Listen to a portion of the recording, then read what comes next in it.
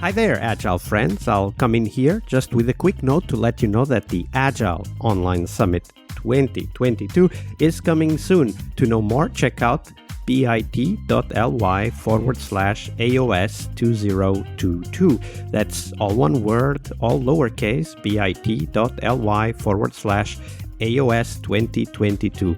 Now, stick around to the end of the episode if you want to know more, but for now, on to the show. Hello, everybody. Welcome to our TGIF and Product Owner episode this week with Franziska Moenster. Hi, Franny. Welcome back. Hi, Vasco. So, Franny, Friday is Product Owner Day, of course, and we'll talk about what great product owners look and feel like in a minute. But first, let's dive into the anti-pattern of the product owner. Share with us what's potentially the worst product owner anti-pattern you've witnessed in your career. So one product owner I've witnessed is having an absolute chaotic backlog. So there's no ranking or prioritization whatsoever. So we were using Excel, so we didn't have any kind of one of these fancy tools, which is perfectly fine in my opinion. If you want to just have a list of ranked items, you can use an Excel, you can use Post-its. But what this product owner did was he had ranked them from top to bottom. So far, so good. Then he marked the more important ones in bold letters. Then a week later, he came back from an important customer meetings, and now suddenly a few items were red because they were more important for this customer. And then 2 weeks later, there was I don't remember exactly what, but I think an internal meeting with some really important high up stakeholders. And suddenly some things were written in bold letters also, like it was bold and red. And then the team stood there and no one knew, okay, so what is the next most important thing to work on? And what is the actual increment that we want to deliver at the end of a sprint? So for me, this absolute chaos of prioritization, I think, is a really big anti-pattern. And I've seen it in smaller degrees as well, but this Excel file up to this date is one of my favorite examples. So on top of that, some product owners will also have different columns for the items. They will have effort, size, they will have complexity, risk, sales probability, size of market. Like they might have loads of information for each of the items that they personally might use to prioritize. But I think the story that you just shared also illustrates how important it is to decouple what might be a very complex way to get to the priorities from the actual priorities, right? The team does not need to know that certain items are more important for the CEO. They just need to know what are the items we're picking up next, right? Yeah, and on top of that, they might need to know what are the most likely items to happen in the next 3-6 months because of, skill acquisition, technology, investigation, whatever. That's it, right? Yeah. So I don't know if that's how you ended up having a conversation. That's what you brought up with that product owner in your conversations. But for me, I think we need to decouple the process of getting to a prioritization from the actual prioritization, which the team absolutely must have. How about you? How did you have that conversation with the PO? What did you come to? Yeah, so I absolutely agree with that. So that's the way there. And then what I've also seen is the other way, so that the PO already plans. So this item is for developer A, this developer is for developer B, and developer C is on vacation, so we don't do this item this sprint because there's no one there who can do UI development, something like this. So I've also seen this. So that's the next process of how we're going to execute it. And what I've did is I had the honor to be like co-located.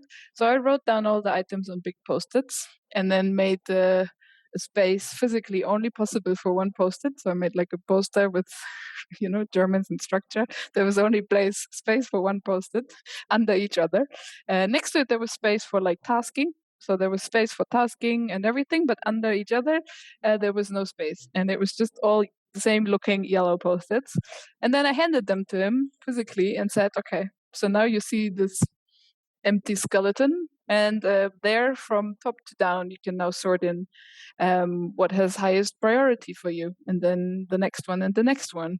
And he struggled so hard, and we've needed a lot of time to do that. But I think in the end, it really helped him physically having it in his hand, like, okay, I read this and I read this. And at some point, he wanted to put in two post-its in one space. I was like, no, there's only space for one. Yeah, but if they're both same important, I was like, okay. Like, and then that was when we drifted into the direction of who's doing what. Yeah, but Peter can do this and Anna can do this. Yeah, but what if one of them, I don't know, wins the lottery and is not there anymore? What is the most important thing? And these questions really challenging him again and again to get away from, as you said, how you arrive at priority, and also the other way, like how do we execute it to really, what is the value we want to deliver next? And it's been really struggling, but for me or for him, this physical exercise really helped, of having it in his hands and only space for one post-it at a time. Yeah, absolutely. I really like for those of you that are co-located, the physical aspect really triggers different ways for us to Yeah, think, and it yeah, triggers conversation much better than if we are all looking at a screen. In fact, my own experience is prioritizing on a screen is actually quite boring and disengaging. Of course, there are better ways and worse ways, but even the better ways are less engaging than physical moving stuff around on a wall, for example. definitely. And there's lots of studies about that also, like how, I don't know, if you do something with your hands, there's something in your head which is connected differently. So you learn and remember things differently. So completely agree, yes. So now we turn our attention to the opposite, the mirror image of this, what might have been potentially the best product owner you've ever worked with. Describe them for us.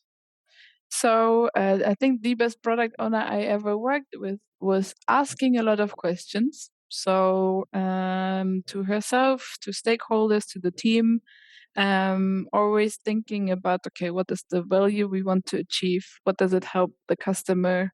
Does the team think about it? What do we need from the team? So I think in her case, she didn't have much technical background. And I think that actually helped the team a lot, because then she asked a lot of questions. So, what do we need here? What is it dependent on? Can we do this before we do this?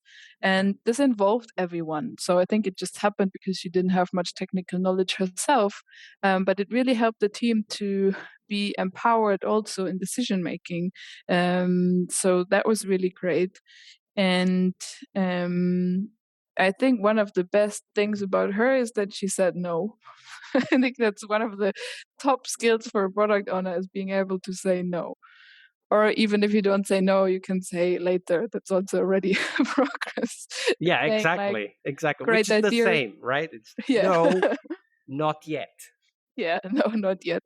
Yeah, I think we've talked about cultural challenges in the Monday episode, and saying no in some cultures is really hard. Like, it's really rude. It's really hard. You never say no to anyone. So then maybe just using the word later or might be easier. But she did that, and I think that gave the team a lot of focus, because there wasn't this. I talked yesterday with the top stakeholder A, and we might need to change this. Or, like, she really protected the team from this. And there was, because I was the scrum master, I was sometimes, like, I noticed how much outside interference was there, and she was really protecting the team really well, in a really good way, that they could focus on actually executing things while she was preparing the next things we want to work on.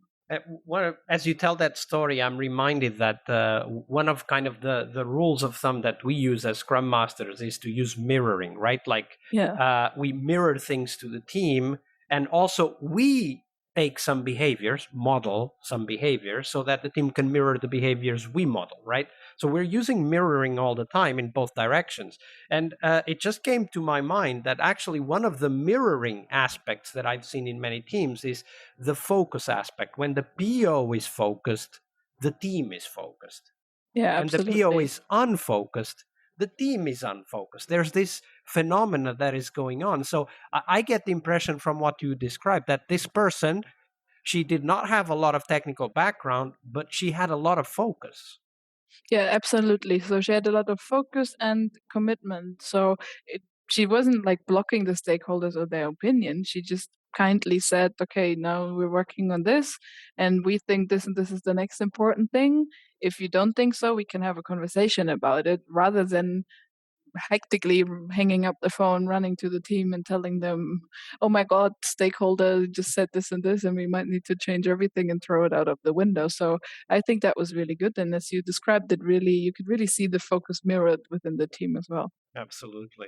And that's a power that we have to use that mirroring effect in both directions, by the way, in order to help the teams and the product owner in this case.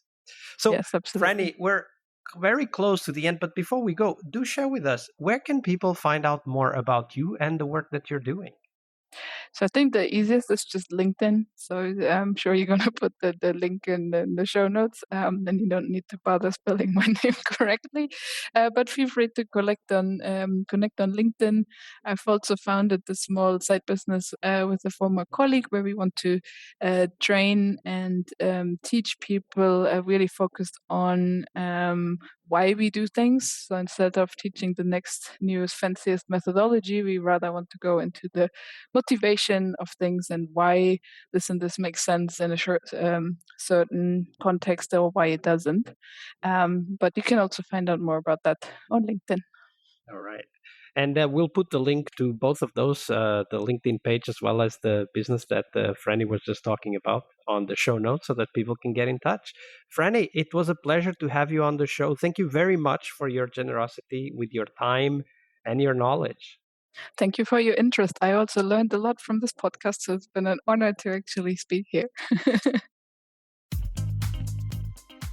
Hi there, Agile friends. Thank you for sticking around to know more about this year's Agile Online Summit. The summit will have 4 keynotes and 4 tracks you will not want to miss. The keynotes will touch on critical topics for us, from delivering on time to helping you to focus on sustainability. The 4 tracks are tools, so we'll focus on tools you need to excel at your job, but also your mission.